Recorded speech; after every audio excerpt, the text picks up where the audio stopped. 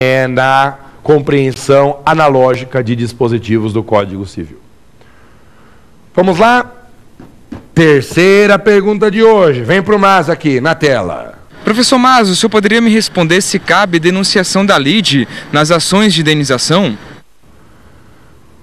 Olha só, está aí um tema que eu não comentei na primeira parte do nosso programa de hoje. A questão da denunciação da lide na ação indenizatória. Você sabe que o Código de Processo Civil brasileiro prevê diversos institutos de intervenção de terceiros. São casos excepcionais em que a legislação admite o ingresso de alguém que não figurava nos polos iniciais da ação.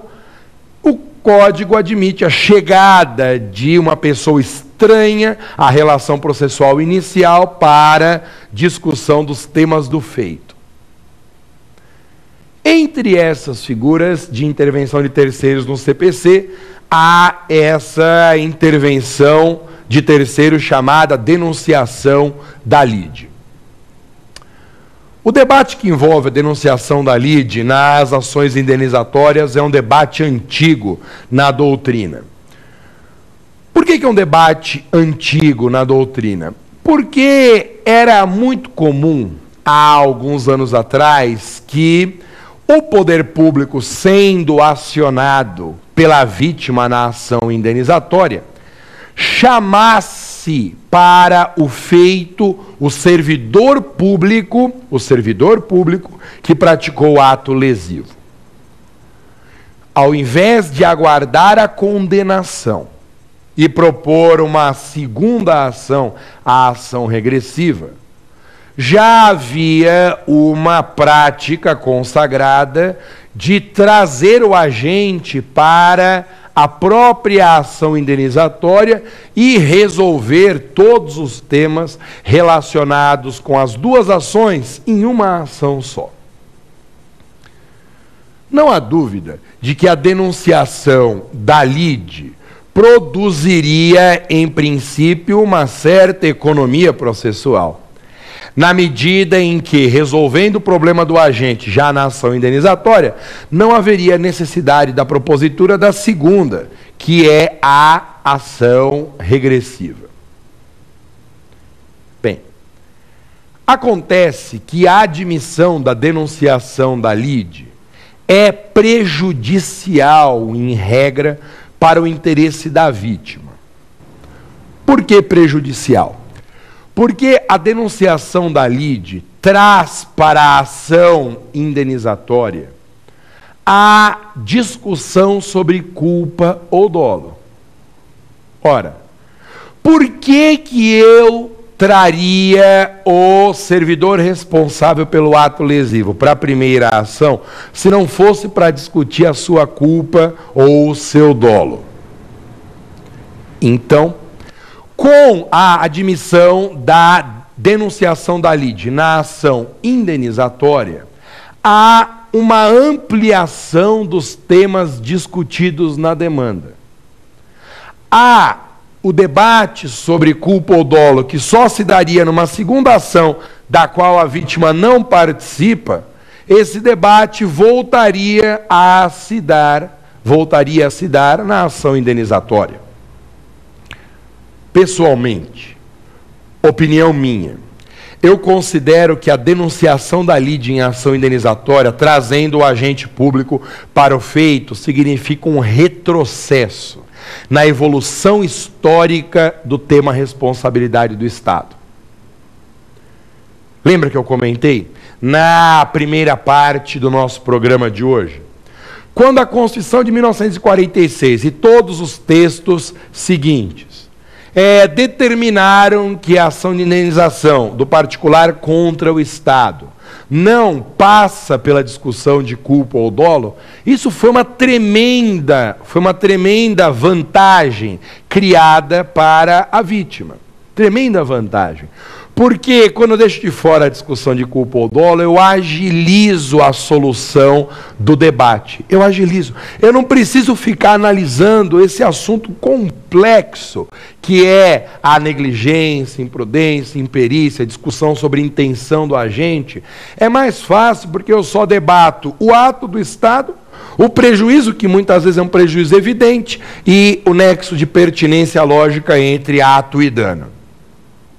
Admitindo a denunciação da lide, o juiz não conseguirá fazer isso. Admitindo a denunciação da lide, eu volto a discutir culpa e dolo do agente na ação indenizatória. É um retrocesso. É um retrocesso de mais de 50 anos na evolução histórica do desenvolvimento da responsabilidade objetiva no Brasil. Acontece que existe ampla base jurisprudencial admitindo essa possibilidade de denunciação da lide. Ampla base jurisprudencial. A doutrina se inclina pela inadmissibilidade da denunciação da lide. Mas a jurisprudência caminha em sentido contrário.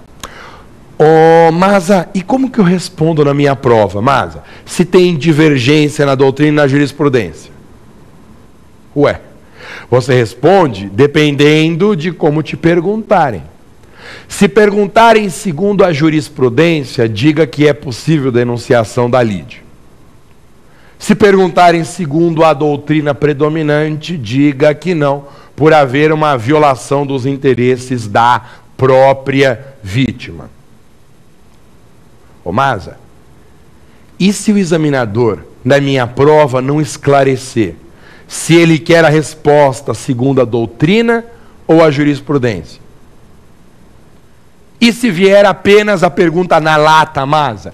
Se vier apenas a pergunta na lata, cabe ou não denunciação da lide na ação indenizatória? Eu vou me lascar, Maza, porque tem na letra A alternativa segundo a doutrina e na letra B segundo a jurisprudência. O que eu faço? Eu, diante de questões controvertidas, eu sempre penso assim: eu vou orientar os meus alunos a fazer do jeito que eu mesmo faria no dia da prova. Não tem forma melhor de pensar, né, gente? Se eu estivesse no dia da prova, no seu lugar, fazendo lá o exame de ordem para pegar a minha carteirinha, se eu estivesse lá no seu lugar e me deparasse com essa questão, cabe ou não cabe denunciação da lide na ação de indenização, e viessem as alternativas, letra A, não é admitida, letra B, é admitida, eu responderia em conformidade com a doutrina, tá? Doutrina majoritária nesse ponto. Não se aceita denunciação da lide na ação indenizatória. Perguntou a opinião do tribunal, diga que é admissível. Vamos para a próxima pergunta. Está lá na tela. Professor Maza, eu li uma questão na prova dizendo que a responsabilidade do Estado ela é objetiva, mas que a responsabilidade do servidor ela é subjetiva. Tá certo isso? Gente, que pergunta legal essa. Importantíssima. Mas é importante demais essa questão. É o seguinte. Isso caiu há 3 exames atrás na prova nacional. Um jogo de palavras feito pelo examinador, mexendo com a história de existirem 2 ações diferentes, a ação de indenização e a ação regressiva. Todo mundo sabe que a responsabilidade do Estado é uma responsabilidade objetiva, que o Estado responde bastando que a vítima demonstre ato, dano e nexo causal. Porque a responsabilidade do Estado se dá na primeira ação, que é a ação indenizatória e que é baseada na teoria objetiva. Então não há dúvida de que o Estado responde objetivamente pelos danos que seus agentes causarem. Agora, a responsabilidade do agente público é objetiva? Bom, Aí tem que pensar um pouquinho. Ação direta de indenização pode ser proposta contra a pessoa física do agente? Já vimos que não. Comentei na primeira parte da aula de hoje que a jurisprudência do STF